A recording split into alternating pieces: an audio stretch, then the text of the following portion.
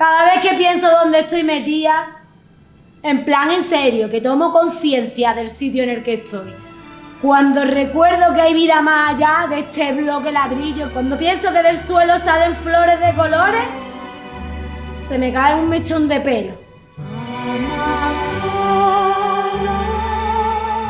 Es flipante que en este pequeño antro quepamos todas las malas.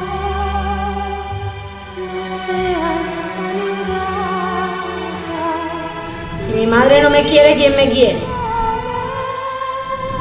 Pina. Se nos cortaría la respiración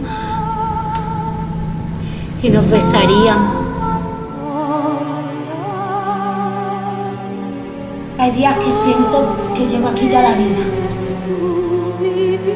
Después de todo eso, y sin parar de pensar qué más puede hacer esta institución para darme por culo, me metí en el Facebook y escribí.